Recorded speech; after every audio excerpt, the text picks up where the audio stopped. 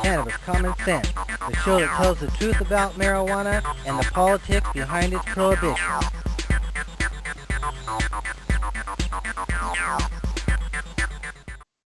Hello and welcome to another exciting edition of Cannabis Common Sense. This is a very unusual show for us because we interview Sirgey Kovalenkov in the Ukraine, in Kiev, and he is, under fire. So it's a really fascinating interview. Stay tuned for that.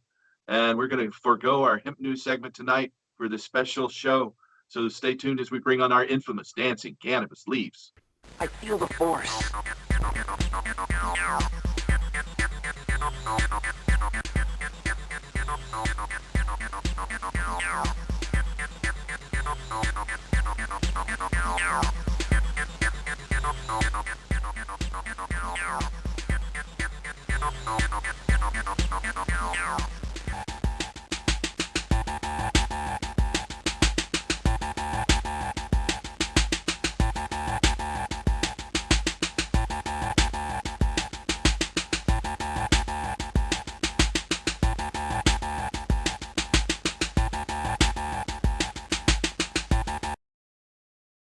So we have Sirgey Kovalenkov. I'm not doing justice to his last name, but he is in Kiev, in the Ukraine, and he is a pioneer in hemp building construction. We're only going to talk briefly about his experience in hemp building toward the middle or end of the interview. We're mainly going to talk about his experience there after 4 days of Russian bombardment. So stay tuned for an exciting interview. And I just want to say, if you are a loved one, are looking for help finding a doctor who can help you with medical marijuana anywhere in the United States, call our office at 503-235-4606. That's 503-235-4606. Without further ado, here is Sirgey with Hempire.tech in Kiev, the Ukraine. Thanks for watching, and restore hemp. I'd like to introduce a guest from the Ukraine, Sirgey Kovalenkov, who has been a pioneer in hemp house, hempcrete construction. Sirgey and I first met in Japan at the International Hemp Environmental Forum. And I was looking forward to seeing you next month, Sirgey, in the NOCO Hemp Expo in Denver. I saw, that you were going to be a speaker there. I thought we'd get a chance to get together again. So it's Sunday morning there in the Ukraine right now. And so this is the start of the end for you, the fourth or fifth day of this war. Yeah, the fourth day. So I saw a video you posted. We'll try to run that here on our show, next to a bombed out building that you woke up to an explosion. And tell us what this is like from your perspective. Well, it's difficult to describe it in words, really. I guess people that went through this experience, they know exactly what I'm talking about. You cannot, it's like the best analogy would be like preparing, like for a woman to prepare for a birth of her child. You can read all kinds of forums, you can receive all kinds of advice from your mother, friends, but once once you're giving a birth to a baby, it's a unique experience for any woman, and especially when you do it for the first time in your life, and you cannot prepare for something like this. And similar thing you probably going through here.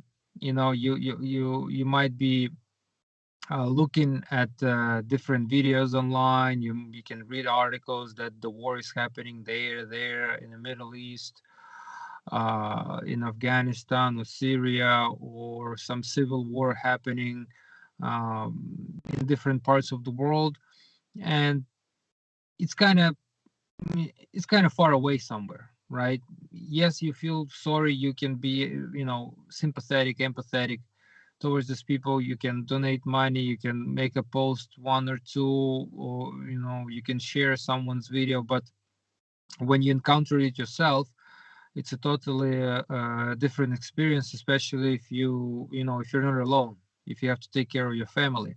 And probably men will understand me a lot, because it's a different type of responsibility here. Not just the emotions that you're going through, but you gotta make sure that your loved ones are in safe place. Because for men, it's kind of, we adapt faster than women. For something like this, they're more emotional and insecure. So you have to kind of calm yourself down and then make sure that you protect your family, your children. So that's been an extremely difficult experience when you wake up to loud bangs, uh, and then 2 3 seconds later you realize those are missiles hitting some type of targets, or anti air system shutting down the rockets or something like this, right? Anyways, it's when it's happening very close, and especially when you're sleeping at night, like at 5 a.m. it was. It's yeah, it's pretty creepy, to say the least. Be choosing the right words to describe my feeling at that time. You have to be you have to be you have to be prepared, and you cannot be prepared at the same time, and all kinds of thoughts running through your head. And when that happens to you in the middle of the capital city in Europe, with a population of 4 or 5 million people, understanding that all of them are going through the same emotions, because no one could predict that something like this would happen in the capital. Seems surreal. I'm sure it seems like a dream, I would think. Yeah, it seems very yeah, it's like a parallel reality. It's it's happening, but these 4 days, when you're going through new emotions in your life, uh, again, people that travel a lot will understand me, to new places.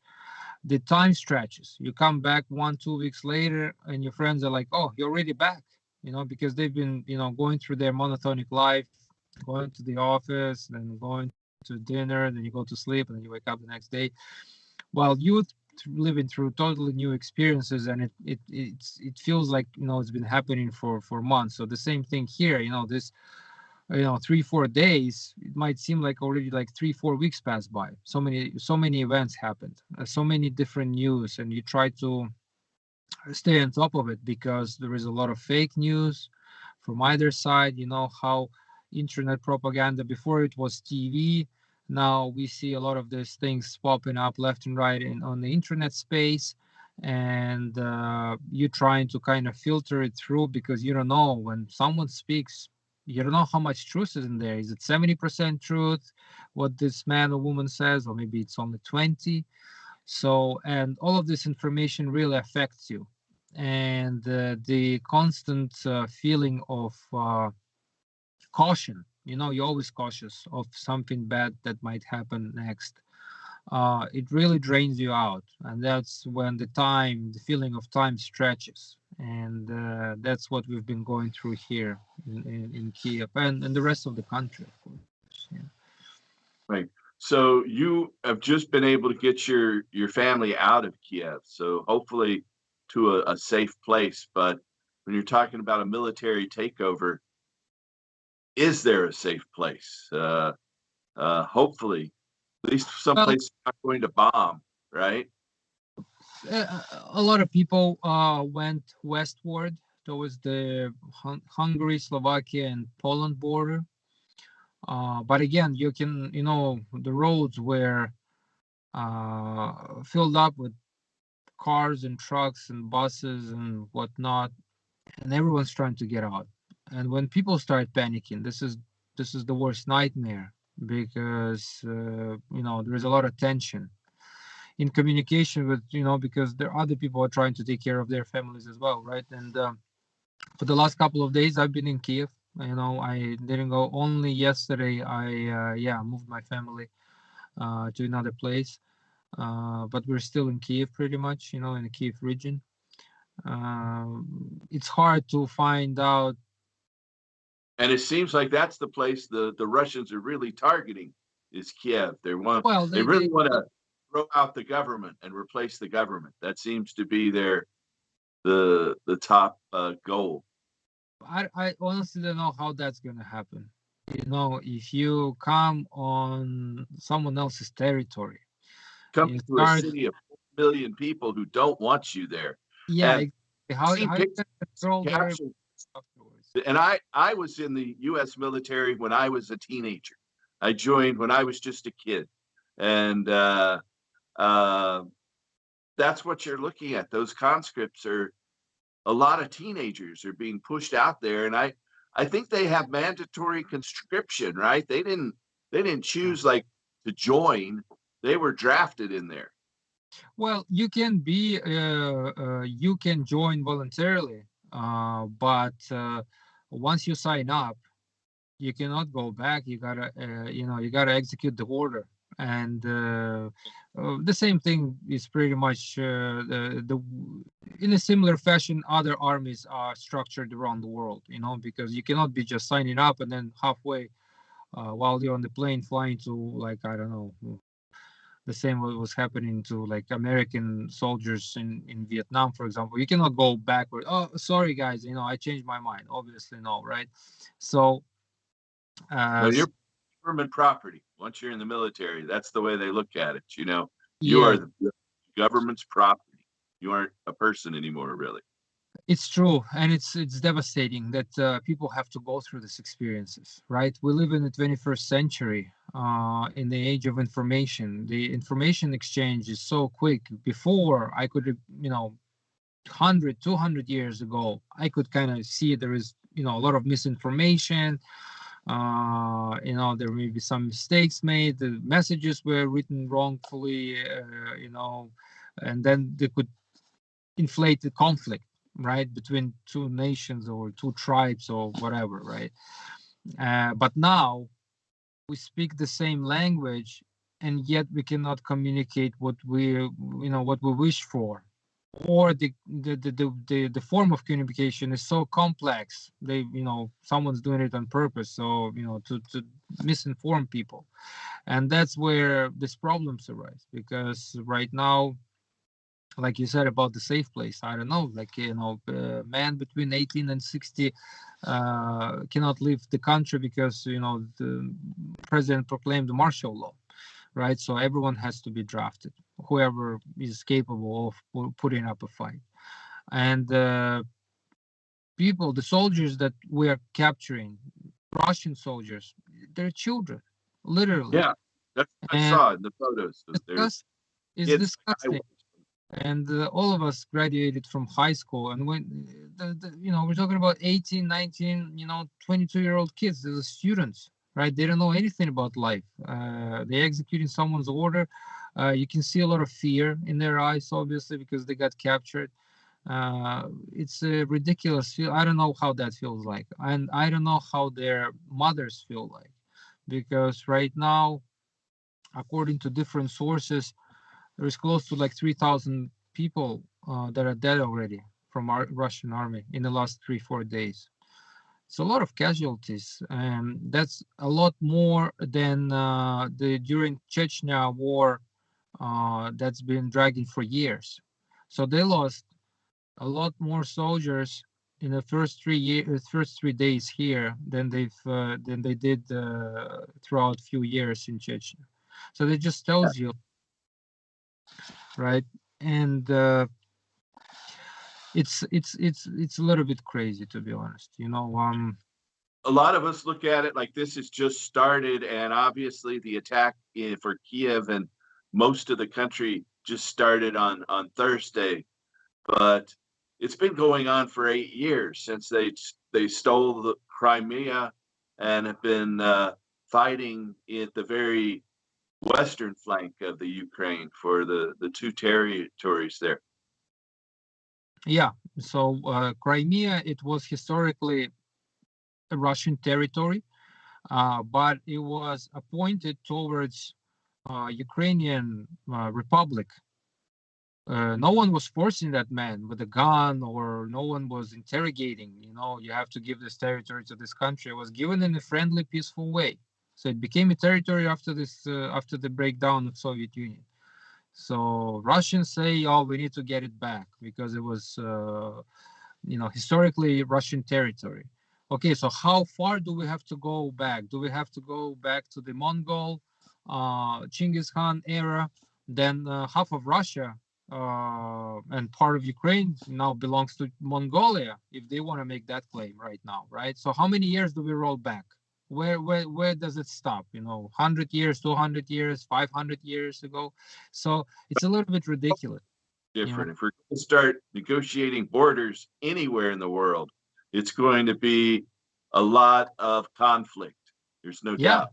and there is a lot of conflict right now. There is a lot of conflict in many geographical regions around the world where they're still claiming this is my territory. No, this is my territory. But it's nowhere to be seen that people launching rockets and bombing European capital of a sovereign nation, just because you're thinking, "Oh, we need to demilitarize them or do something about it," because you have to understand this is just an excuse. And uh, you know as Ukrainians, we're very, very sincere and kind people, and we tend to believe that it was a neighboring country, because a lot of Ukrainians, they speak Russian language. And one of the main conflicts was that Ukrainians interrogating and terrorizing, or Yeah, that was the rationale that Putin gave, is that Russian speakers were being persecuted, so we've got to go in and save them. And that's often the yeah, rationale yeah, the start of war, is we've got to go protect our people there. But you're a Russian speaker, right? That's your yeah, yeah. native language. Russian is my native language. My initial language was Russian. Everyone around my family spoke Russian since my birth. And I never had a problem ever. And So you haven't been discriminated against in your life. You've it's a been total bullshit. Total Yeah. bullshit. It's a lie from the beginning. Whoever came from foreigners to Ukraine of different religion, race, or nationality, never they've been discriminated ever by Ukrainians. We're very simple people, understanding that he cannot be dividing people, depending on where they were born or which color it was. It's a little bit ridiculous, right? So uh and with the Russian language, it's even more ridiculous, because now they're saying that Bolsheviks created more than Ukraine, after the revolution 100 years ago. It's bullshit, because Kiev is 1500 years old. Moscow is only like not even 900 years old, right? right. So it's an He old is a city. very ancient city. We have our own ethnicity. Ukraine, we have our own language. It's not like we just broke off from Russia where everyone speaks Russian and this is all Russian people. No, but all of the, you wouldn't believe how many people in Russia have Ukrainian backgrounds and roots, and the same thing vice versa. How many people in Russia have Ukrainian roots, and how many Ukrainians have Russian grandmothers or grandfathers? And it was pretty normal, especially during Soviet era. But there was no discrimination. There was no, this is utter bullshit. From what, like, I'll be speaking on my behalf.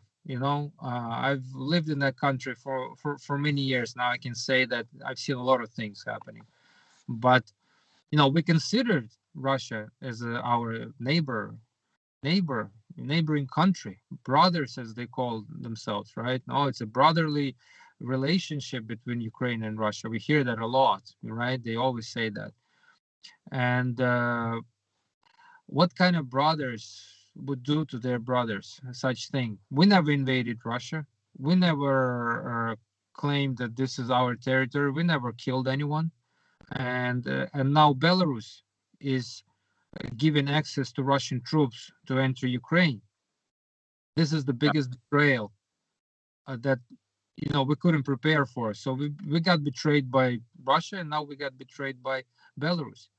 You have to understand, it's a fact. It's not like now Belarus president is claiming that I didn't know anything about it. I'm not involved in this military operation. They call it military operation. This is an invasion, and on Russian TV they call it military operation. So their citizens are completely brainwashed. They believe that we have some neo-Nazis in Ukraine running around killing Russian-speaking people, which is bullshit. They've created this story about Nazi people, and we need to demilitarize Ukraine because they have Nazis everywhere. I haven't seen any Nazis in Ukraine, by the way, throughout these many years that I lived in the country. Again, But so many people in the Ukraine died at the hands of the Nazis. So many people were executed. So many death camps. I mean, it's very you're ironic, and I yourself have to say, a man whose family fought the Nazis. yeah, You know, yeah, I'm sure your family was probably there and of fighting the course, Nazis at the of time. course. Both my grandfathers, they participated in the World War II, and Ukrainians, we lost millions of My people. grandfather and my father, they both. My grandfather was a colonel in England in the Signal Corps, bombing Germany at the time, and my father was on a boat in the Pacific in the Navy during World War II.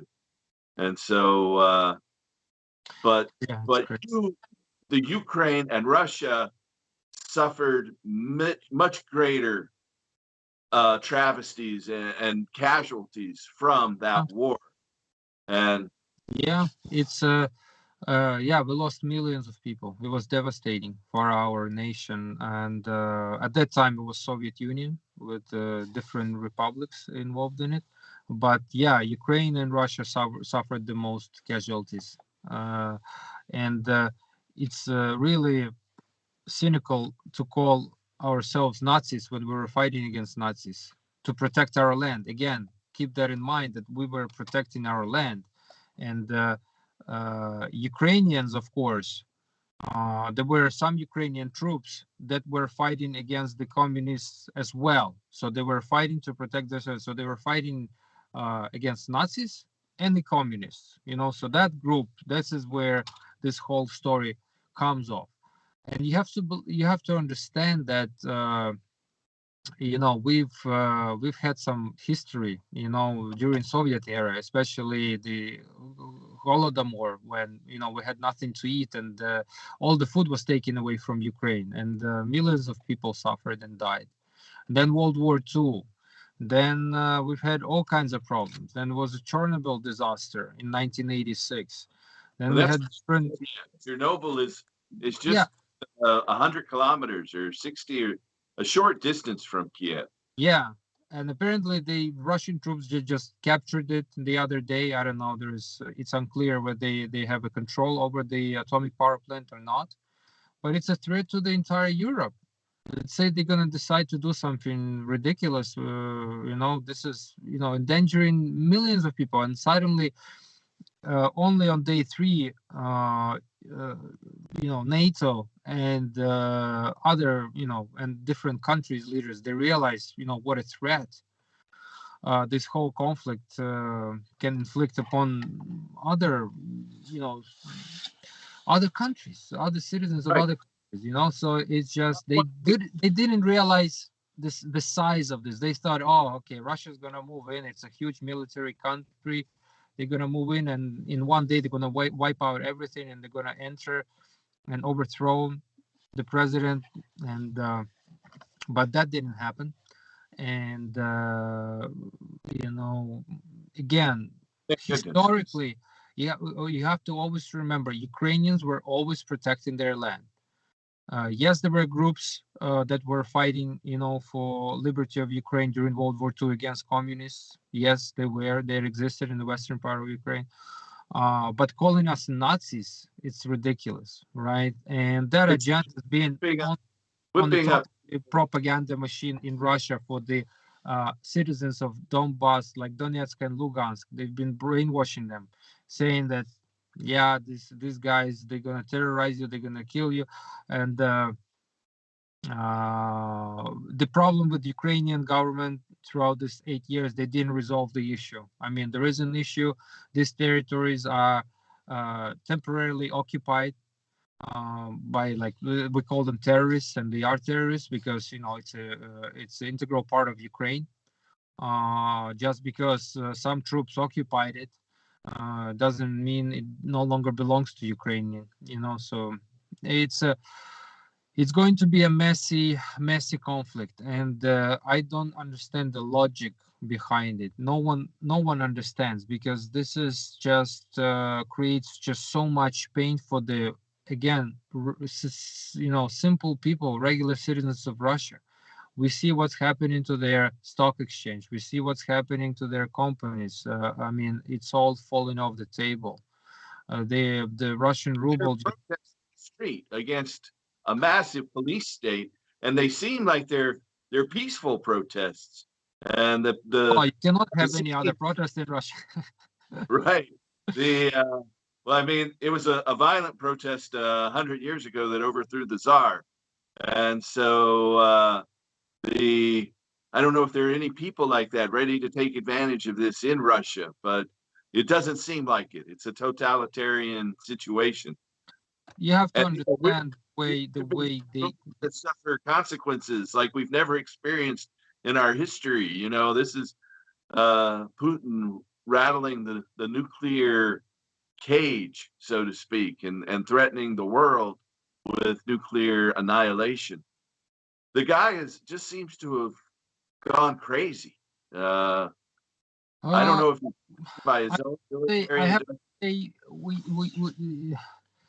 have to be careful, understanding this is not one single man decision. When we're talking about a conflict of such scale, it's never a single person decision. Oh, let's push the red button and kill someone. It's a range of different people, officials, right? So, because sometimes you see that the guy beside you is crazy, and you tell everyone on the team, okay, this guy is crazy, he's not going on the field because he's just gonna break someone's legs. Like, we have to keep him on the bench.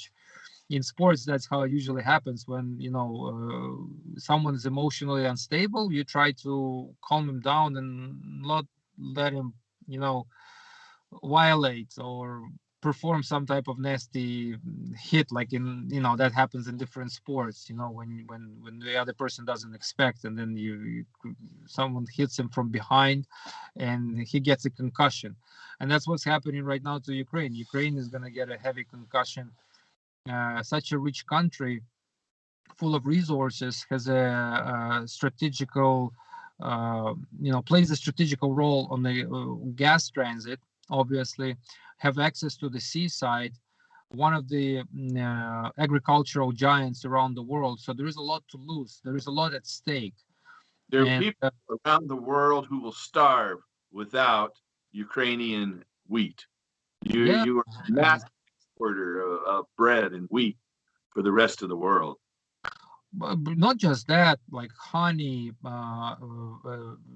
man, I don't know where to start. Like, there's all kinds of stuff we export. Yeah, grain, corn, soybean. I mean, thousands of tons, right? And of course, and there is a lot more potential. Me living here, understanding that we can grow a lot of hemp in here as well, right? And historically, hemp has grown, and flax on Ukrainian territories in vast amounts. The same with Russia, right? So the potential is quite huge. Agriculture started there with him 25,000 years ago. That's what it seems that could be true. Well, I mean, it's possibly, I don't know. This is something for me. I'm unable to Right. No, it's to check that fact. But they didn't have history back then and no, writing. I'm quite, I'm quite confident, just to kind of get back to the point of discussion. So this is not just about one crazy man, because if you ask me, there are other powers involved in this conflict. Obviously, this is not just simply Ukraine and Russia, because our president spoke to president of France, the chancellor of Germany, to the American president numerous times. What are they talking about there? Like, what are they exactly discussing? Are they discussing some football game, or they're like, what are they discussing there? Like, they have this conversation. So, I mean, obviously, those classified type of ways of communication, you will never, by protocol, get to the to resource to understand what are they exactly discussing during these phone calls. I mean, it's quite clear that they're talking about this, and there were, like, and Boris Johnson too. They had these calls. We had Turkish president, we had the French president coming over to Ukraine. Then he was flying to Moscow. What are they discussing there? Obviously, right? So you have to, it's a common sense. You have to question what exactly they were talking about. Did they agree upon something? Did they disagree? What did they disagree about? So I believe in the 21st century, if you want diplomatic uh, way of resolving different issues, you're probably able to do that at a very high level. So this conflict is obviously in certain interest of certain individuals, or different officials on the world, right? And you always have to ask these questions. Those are very uncomfortable questions, and usually we never find out the answers to such questions. So, are you getting news about the protests in Russia and how they're arresting people? So you're still getting news in media there. Yeah, we are very, in Ukraine, we're very well informed what's happening around the globe, and it's sad that one country has to tell another country whether they should join some type of like NATO entity, or not join, or do you want to stay with us, do you want to be our strategic partners? But you cannot enforce these decisions. You cannot enforce. It's the 21st century now. That seems, that all these memorandums, like a Budapest memorandum where we signed, where when Ukraine gave away all its nuclear weapons, Right. At the with end an of agreement with the United States and Russia, that we're going to be protected. Our borders will be protected, our integrity, our land will be protected. And now it seems that these signed documents, they don't work anymore. No one really cares. This is a completely ignorance of such documents. So all these agreements, folks, I want you to understand that all these agreements that this country leaders sign, one way or another, back in the days, they don't mean anything. That could change in a split second. Once you hear these bombs go off or missiles hitting some targets, then obviously you're gonna start talking. Oh, what about these agreements that we signed? When people start dying, no one really cares about some signed papers. I'll tell you that right now. Yes, the consequences will be heavy, and for some of the individuals that started this whole conflict, they're going to be deadly, these consequences, obviously, because you cannot be just sending young kids to die to another country. That seems to be the case right now in this conflict. So many Russian soldiers captured, and it's just insanity, right? And I have to say, keep in mind that this is something that hasn't been probably planned only 2-3, I don't know, 5 months ago. That is a well planned operation, because our country gets hit from east, north, south. surrounded. They're coming in all different, multiple fronts. Yes, yes, at the same time. So, in order to do that, you have to know what you're doing, and in order to do that, you need to prepare, and it takes not months but a lot more. So maybe the moment was chosen, because our current president, he has never worked as a diplomat or a politician before he got elected. So he comes from a totally different industry, not understanding what he is taking over. And it's a very rich country with a lot of potential and a lot of rare metals, a lot of ore mines, and all kinds of things, right? Yeah. And of course, no one could predict that he could be so stellar right now. He's so calm and confident. He refused the offer from I think French or American president to take him out of the country, to escort him, because quite clear that Russians want to get his head, and he refused to do that. And I have a lot of respect for him, because I know a lot of politicians that are older, more experienced. They would jump on the plane the next minute after they Yeah. would receive such an offer. And now I have a lot more respect for him, even though he has done, his administration has done many, many bad things, without him being aware about it, right? Again, you cannot be surrounding yourself with friends and family once you step in as a president. You got to have a mixed amount of professionals with the proper pedigree in that certain field. You have to have experts around you. Not your friends, and that's a mistake he has made. But now during war, things have changed, and he's doing an amazing job. I have to say, he is doing an amazing job, and he's showing the rest of the country that he's a true leader. I have to say, I probably, it's hard, it would be hard for me to say that before, but now I see a real man, stepping up. And a lot more citizens of Ukraine feel the same way. And I can understand that. He's a hero to the world now. Stand up to this sort of murderous intent. Let's talk a little bit about your background in hemp. We met at the International Hemp Environmental Expo almost 6 years ago. It's definitely one of the best industrial hemp meetings, I think, in history. We had the Japanese prime minister there, the family that had been cultivating hemp for the Japanese emperor's family and rituals for over 1,300 years. And it was a great way for us to get together and meet.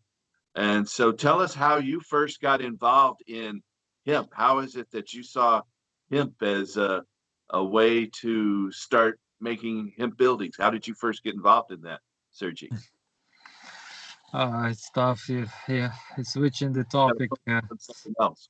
Yeah. Well, I got introduced to hemp in 2010 in Australia, totally by accident, and uh, yeah, one guy, friend of mine now, he has been heavily involved in hemp cultivation in Europe and Australia, and then and I knew nothing about it at the industrial scale, obviously, and it was a very surprise to me when he said that they're building the first ever house using hemp in Australia. And then that was when he offered me, if you want to give us a hand, learn more about it. And I said, yes, I would love to. This is very, very interesting. And that's how my whole life changed after that event. And that's when I started to learn more about it.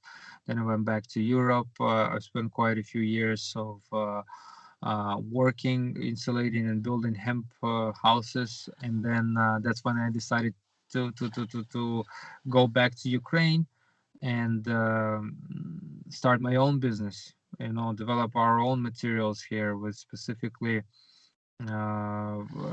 Ukrainian raw-based materials. For me, number one task was to create a 100% natural formula, and the second task was it was supposed to be made out of only Ukrainian goods. And we successfully achieved both of these tasks. And I came back to Ukraine after traveling around in 2015. And that was the time exactly when a lot of people were dying on the eastern part of Ukraine, in Donetsk and Lugansk regions. This is when this whole Crimea mess happened in 2014. So 2015 was a very active part of this conflict. And that's when I started to run around and talk about hempcrete houses. And at that time, no one could care less because people were dying. A lot of people were dying in the eastern part of Ukraine. It was very hot over there, so no one could care less about hempcrete houses and carbon negative footprint. And it was extremely difficult to start things off. But then I found one guy, a friend of mine, who said, okay, screw this, let's do it, but let's do it, like, let's say, like at half cost. So, and I said, yes, I won't be making any money, let's just get the first one going. And that's how it all started. It was one thing I have one advice I have for people that want to start their businesses, like, you never give up. That's the one thing that we need to remember. It's the things might seem to be so dark and terrible at times, yes, but then one episode, one little event can change your entire life, or can change the way your business is going. And so yeah, never be afraid. If you have faith in your business, if you have faith in what you do, and you're doing a lot of good things for people, then it's doomed to be successful. So never give up, no matter how dark the days look like. It's and that's how it all started, with one project, which was, I never earned any money during that project, really. So Yeah, that's how I got involved in hemp myself. I realized China had the world's largest hemp crop back in the 1980s. So I started studying Chinese and went to school in China, and then started importing hemp paper and hemp fabric back in the early 1980s and 1990s, and did that as a business for about 10 years. And that's so, amazing. That's yeah, amazing.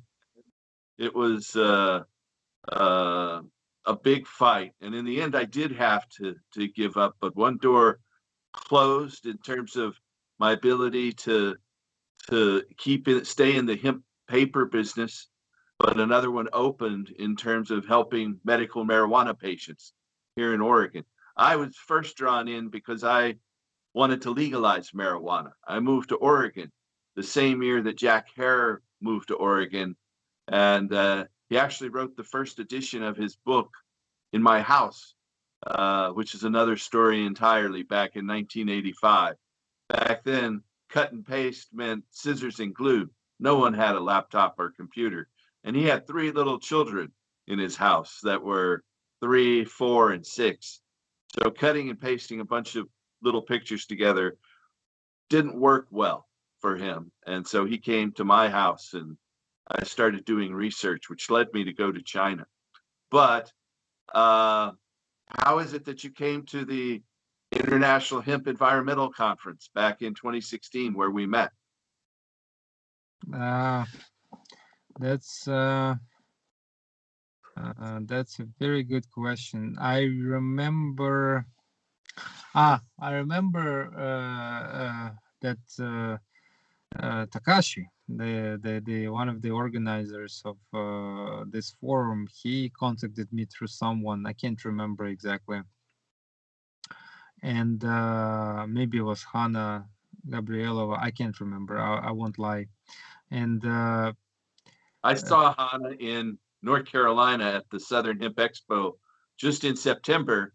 And I think she and you are both scheduled for the NOCO Hemp Expo, which is the largest one here in the United States. But I don't guess your flight, I take it you probably had your flight lined up already, but the airlines, I would think, are closed now.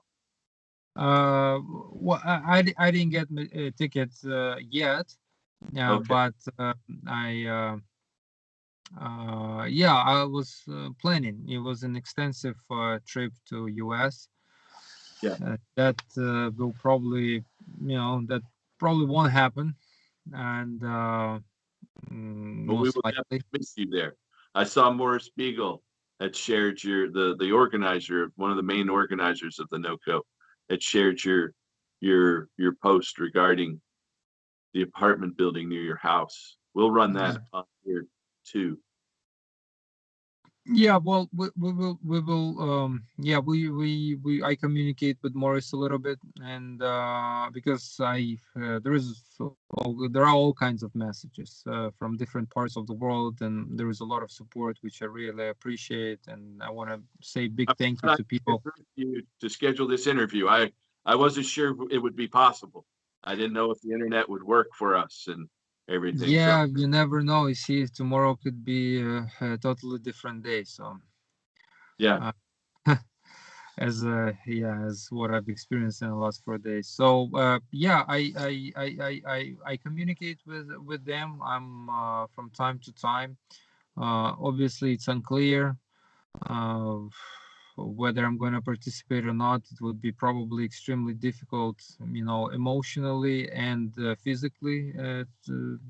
Probably the martial law is currently is until February 24th, March 24th, I think, March 24th.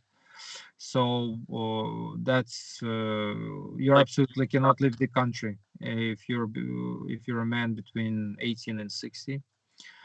And yeah, we need to defend our country first. The conferences is good, but there is a lot more at stake right now. So we'll see. I cannot really say anything about it right now. It's I hard.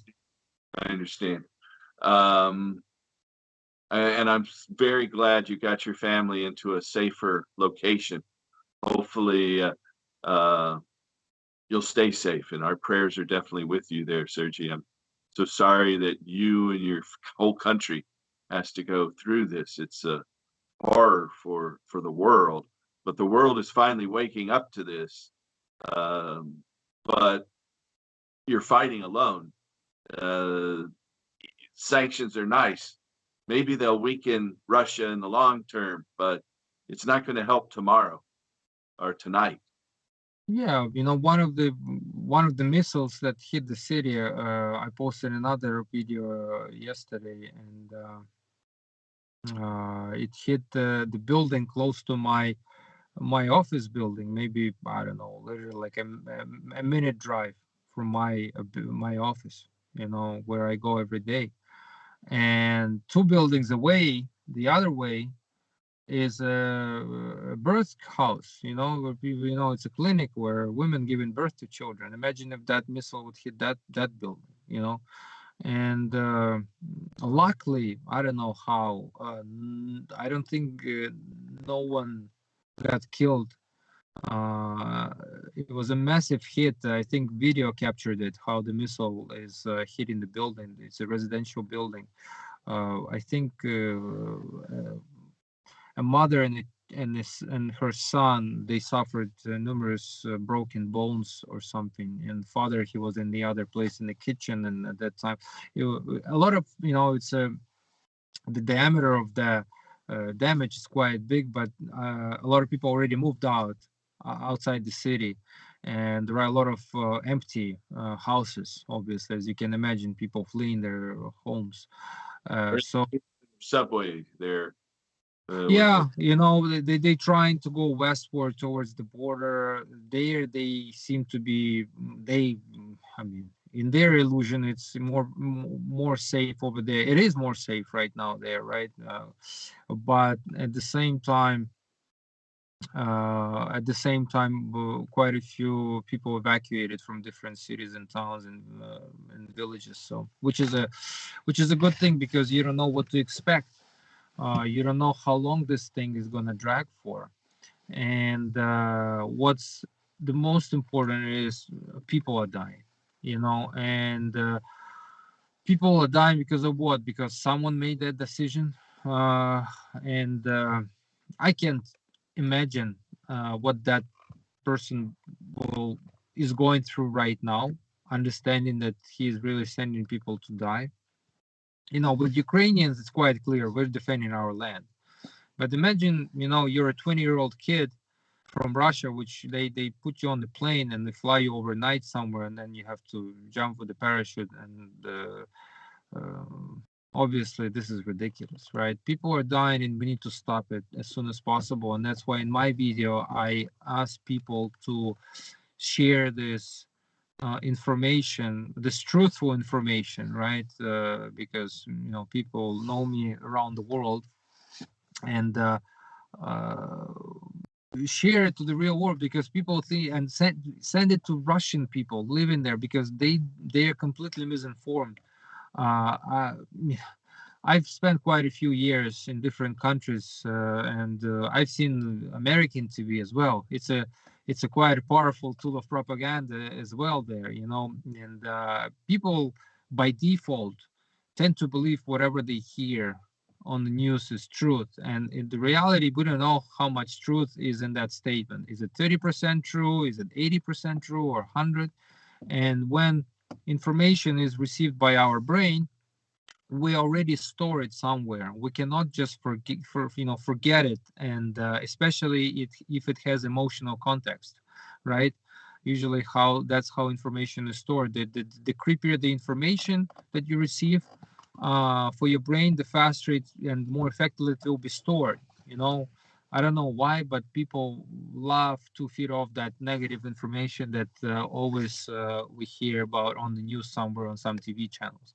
So what was important for me is for the Russian people to see what is really happening in our country. They tend to believe this is a military operation, but this is a clear invasion with residential buildings being hit. Not just one by accident. No, there are buildings burned down already from missile hits, right? And there are no military bases. So that means they're not stopping, they're receiving the orders to, someone's giving the orders, right? Like, you cannot be saying, oh, they just decided to bomb that building, right? That those guys, huh? I told them not to do it. No, obviously it comes all the way from the top. And the decision making is, for me, it's quite unclear why 20-year-old, 18-year-old kids die because there is some general given this ridiculous orders, right? That's for me, I cannot comprehend that in the 21st century. I refuse to comprehend that. It's Well, me ridiculous. too. I even though I think I told you I was in the Army as a teenager.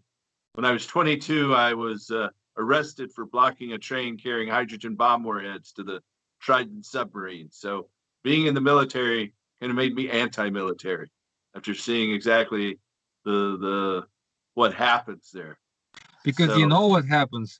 It's not someone tells you, your dad tells you, because once you see it yourself, you change your perception about certain subjects. And I'm sure you've encountered it in your life when you're thinking, no, it's all fairyland with pink skies. But once you get into the system, you understand that it's not what it seems to be, in the outside world. So it's important right now to send a message to people all around the world, and especially for Russians living in Russia, that this is a clear invasion, and they will be suffering so badly. Right now, it's crazy. So because of the decision of a group of people, suffers an entire country. Sanctions don't work on these people, right? They laugh at those sanctions because, I mean, they live in opulence and they have yeah, so much I wealth. mean, The sanctions won't affect them. They think, hey, maybe some of them will start to lose some of their overseas properties. It looks like some of the governments are saying to seize all these apartments and luxury yachts and things. So maybe they'll lose some of that. But in Russia, they are the kings, right? yeah, So yeah. So this is this is not how you make them feel pain, definitely. And it's a very slow process, and it will take years until they feel the real impact. If they're going to lose $500 million, trust me, it's not going to be their last $500 million, or even $1 billion. It's Right. it's an extremely rich country, one, probably the richest country in the world if you look at total amount of resources, of gold and oil and gas and Timber and forests and yeah, forests. Oh my God! I mean, lots of rare metals are there, obviously, right? So, uh, it's yeah. So we're talking about the top cream, and they don't count their money, right? So imposing economical sanctions, the regular citizens of Russia are suffering, and they're going to be suffering right now. we are almost out of time, Sergey. If someone is interested in contacting you and finding out about your company, what is the website we should post, and what kind of content should they look for? Well, our company is called Hempire, just like with Empire of Jack Herrer, but you just Yeah, add the H in the front. So Hempire.tech, TECH, because we're constantly developing hemp-based building and insulation materials, so we love what we do, and we're helping people all over the world to build their dream house made out of hemp. And you're on the cutting edge of that, and I really admire your work. I wish we had gotten together before this awful war, and hopefully we will. I don't think you'll be, as you said, be able to come to Denver to the NOCO Hemp Conference, but I know you're involved in planning, as am I, the second International Hemp Environmental Expo in Thailand next November. So I yeah. hope we can meet there. Um, is there anything else you'd like to say in closing right now?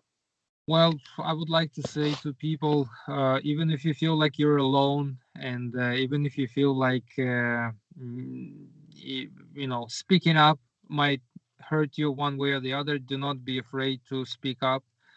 It's really important to be true to your principles in life, and never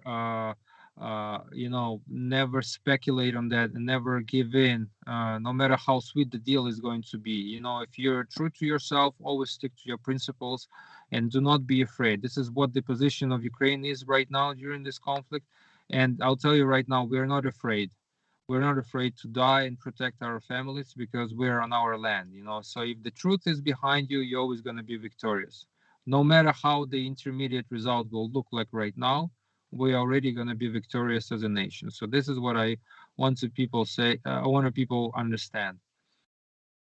Well, God bless you, Sergey, and your family. I hope you and they are kept safe, and my best wishes in the weeks and months to come. And I look forward to seeing you once victory is won against this invasion, or sometime as soon as possible.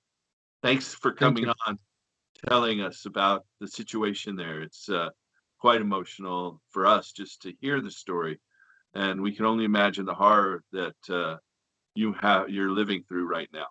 But thanks for coming on and sharing with us. Thank you, Paul. Have a good day. Bye bye.